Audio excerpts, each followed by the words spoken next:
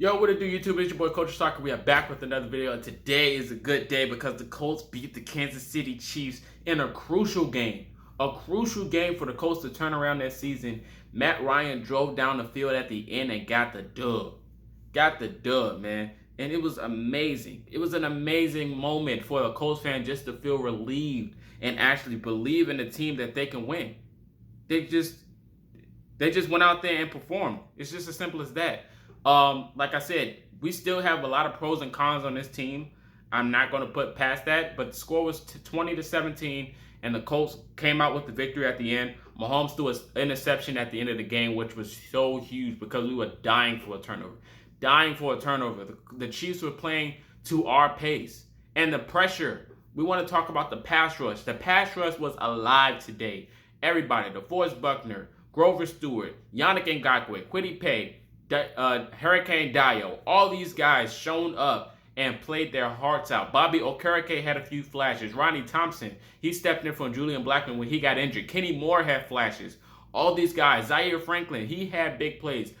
Even the special teams. The special teams was probably the biggest part of this victory. They played lights out, and we made all our field goals. We made all our field goals, which is another thing to point out, man.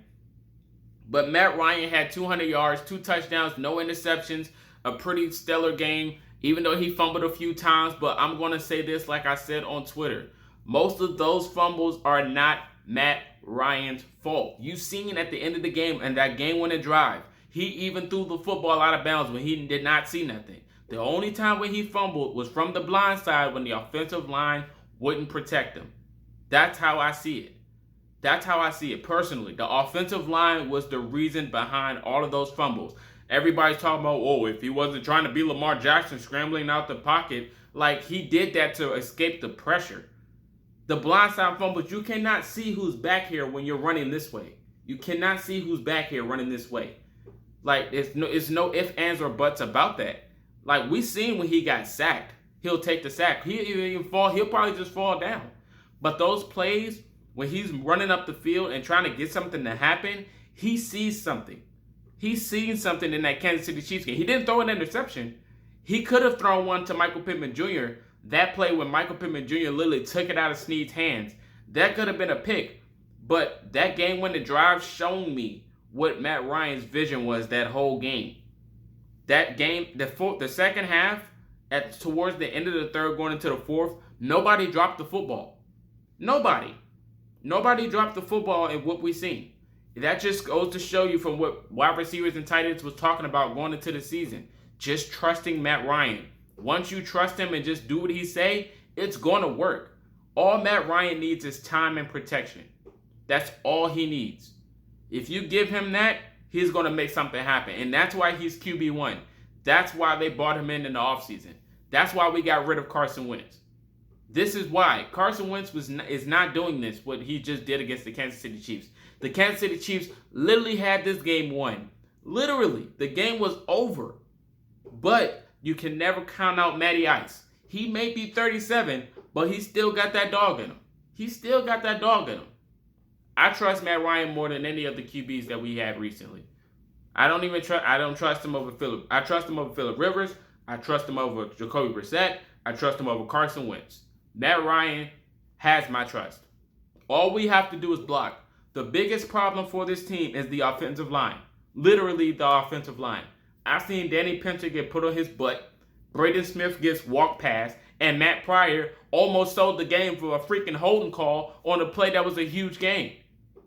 Like, they just shoot themselves in the foot almost every time. And it's totally unnecessary. It is. It's like, how many times do we have to go through these problems without a change for the Colts?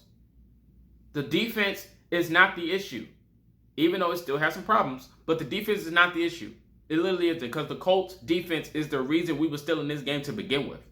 Even the special teams. We've seen flashes when Gilmore was on Travis Kelce, which I loved. I loved showing different bodies on Travis Kelce. Bobby Okereke got cooked one time by Travis Kelce when he scored. But besides that, showing different bodies of good coverages, showing you the potential of what this team could be if the offense just decides to click at any moment.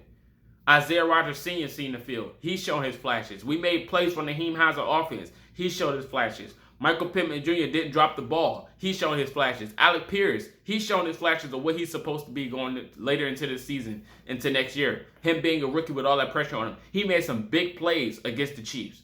He made some big plays against the Chiefs. Kylan Granson made big plays.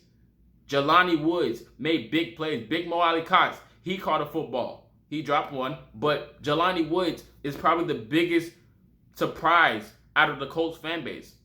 Like, we all knew what he can be, but him actually being used this game, showing you the potential of what he can be. He is a dog. He is a dog, man. And this team, like, Jonathan Taylor's still struggling, but I think more of that has to do with the offensive line and what the play designs is. Like, even on 4th and 1, when we QB sneak, when we should have did that the previous 4th down, the 4th inches, we should have sneaked on both of them. But we didn't. We tried to get fancy and try to dive with Jonathan Taylor from 3 yards out. Like, the Colts was trying to lose this game, and they decided to win anyway. It's just a great feeling to find out that the team is clicking on all cylinders before we get some of our starters back like Shaquille Leonard. All of these things are good signs moving forward. This is a huge turnaround for the Colts going down the stretch against some of these teams, man. Like, some of these teams are getting exposed that we have to play against on the schedule, like the Raiders. But some of these teams are getting exposed. But after seeing what we just did against the Chiefs, anything is possible. At first, 2 weeks back, I doubted this team. I said, I think they're tanking. That's what I said. And I said the week before, well, on the preview video against the Chiefs, I said the Colts are going to have to show me that they want to win this game. If they show me that they can win, I will change my theory. And now I've changed it. I've seen the light. I've seen it.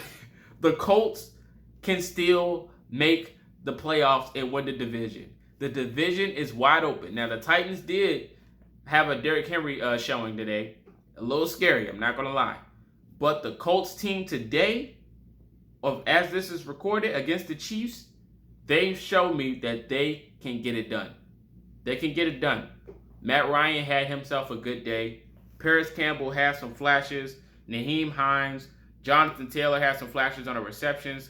Zaire Franklin, like I said. Rodney McLeod. Brandy Facion was barely used, but he was on the field. Rodney Thompson was out there. We used a lot of players today.